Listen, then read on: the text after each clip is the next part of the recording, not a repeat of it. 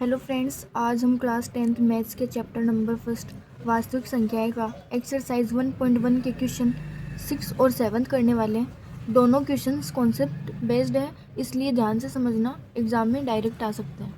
लेकिन उससे पहले आप हमारे चैनल बेसिक शिक्षा बाय मेवे को ज़रूर सब्सक्राइब कर लें ताकि हर नई वीडियो की नोटिफिकेशन आप तक सबसे पहले पहुँचे। तो आइए चलते हैं हमारे क्वेश्चन 6 पे। तो क्वेश्चन नंबर 6 हमारा, व्याख्या कीजिए कि 7 गुणा 11 गुणा 13 प्लस 13 और 7 गुणा 6 गुणा 5 गुणा 4 गुणा 3 गुणा 2 गुणा 1 प्लस 5 भाज्य संख्याएं क्यों हैं। तो देखो, सबसे पहले आपको ये पता होना चाहिए कि भाज्य संख्या और अभाज्य संख्या कौन सी होती है। तो देखो, अभाज्य संख्या तो वो संख्याएं होती है जिसके अंदर देखो, जैसे मान लो 2 है हमारा, तो 2 के अंदर किस किस का भाग जा रहा है, एक तो 1 का और एक 2 का। तो अभाज्य संख्या वो संख्या होती है जिसके अंदर एक तो 1 और एक खुद उस संख्या का भाग जाए, वो क्या होती है, अभाज्य संख्या। अब जैसे 3 है, 3 में भी किसका भाग जा रहा है, एक 1 का और एक 3 का, तो ये भी क्या हो गई, हमारी एक अभाज्य संख्या हो गई। मतलब अभाज्य संख्या के दो ही क्या होते हैं, फैक्टर होते हैं। 2 के अलावा एक तो 1 और एक खुद उस संख्या के अलावा उसका कोई दूसरा तीसरा फैक्टर नहीं होता। तो ये हमारी भाज्य संख्या हो गई। अब जैसे भाज्य संख्या की बात करें, जैसे 4 है हमारा, 4 में एक तो 1 का भी भाग जाता है, 2 का भी जाता है और खुद 4 का भी जाता है। तो देखो, इसके अंदर 2 से ज़्यादा फैक्टर बन गए, है ना। तो ये हमारी क्या हो गई, भाज्य संख्या हो गई। तो देखो, अब हमारे क्वेश्चन में हमें पूछा है कि भाज्य संख्याएं क्यों हैं। इसका मतलब देखो, ये साफ है कि ये दो जो हमें संख्याएं दी हुई है, ये कौन सी संख्या है, भाज्य संख्या है। तो हमें ये प्रूव करना है। तो देखो, हम सबसे पहले क्या करेंगे, इन नंबर्स को सोल्व कर लेते हैं। देखो, पहला नंबर हमें दिया हुआ है 7 गुणा 11 गुणा 13 प्लस 13। तो देखो, इसको आगे कैसे सोल्व कर सकते हैं हम। देखो, इन दोनों में मुझे क्या दिख रहा है, 13 कॉमन दिख रहा है, तो हम इनमें से 13 कॉमन ले लेंगे।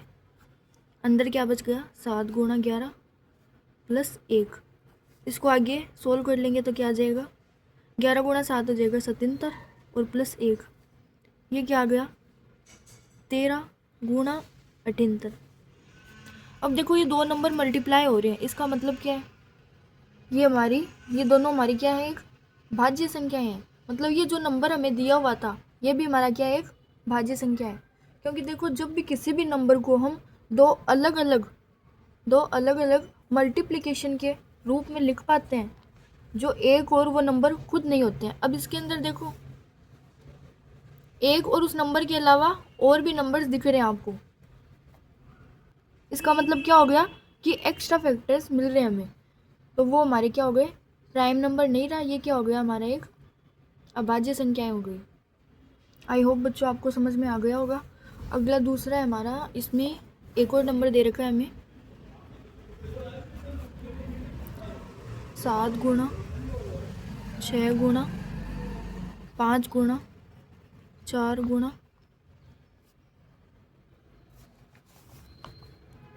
3 गुणा 2 गुणा 1 और प्लस में 5 प्लस 5।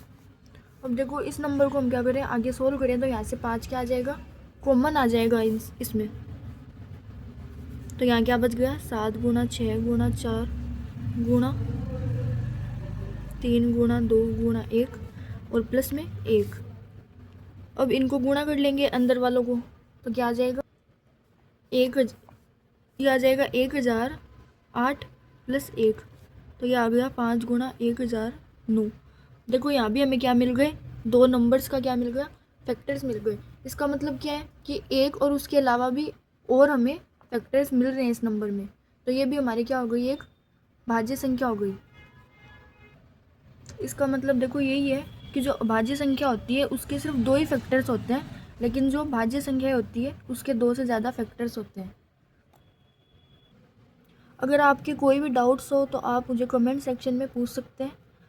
आइए चलते हैं हमारे क्वेश्चन नंबर 7 पे। किसी खेल के मैदान के चारों ओर एक वृत्ताकार पथ है। इस मैदान का एक चक्कर लगाने में सोनिया को 18 मिनट लगते हैं, जबकि इसी मैदान का एक चक्कर लगाने में रवि को 12 मिनट लगते हैं। मान लीजिए वे दोनों एक ही स्थान और एक ही समय पर चलना प्रारंभ करके एक ही दिशा में चलते हैं, तो कितने समय बाद वे पुनः प्रारंभिक स्थान पर मिलेंगे। तो देखो क्वेश्चन हमसे क्या कहना चाह रहा है। जैसे मान लो ये एक खेल का मैदान है और इस मैदान के चारों ओर रवि और सोनिया चक्कर लगाते हैं। तो सोनिया को तो यहाँ से वो प्रारंभ करते हैं, मान लो यहाँ से वो शुरू करते हैं दोनों चक्कर लगाना।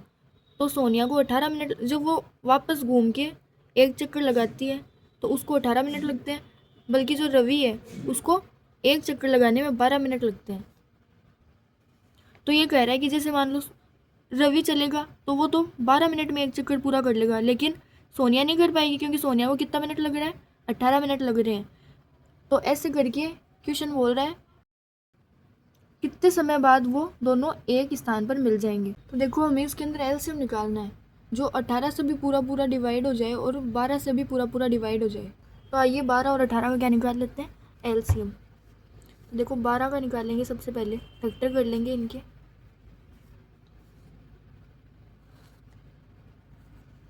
2 6 12, 2 3 6 और 3 का चला जाएगा एक बार। अब किसका निकाल लेंगे, 18 का। 2 9 18, 3 का भाग चला जाएगा। तो ये फैक्टर हो गए।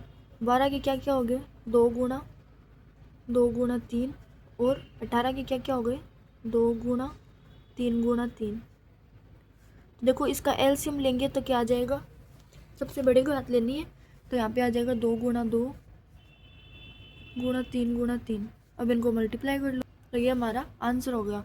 मतलब 36 मिनट बाद रवि और सोनिया फिर से एक स्थान पर मिलेंगे। अगर वीडियो अच्छी लगी हो तो वीडियो को लाइक करना, चैनल को सब्सक्राइब करें। Thanks for watching.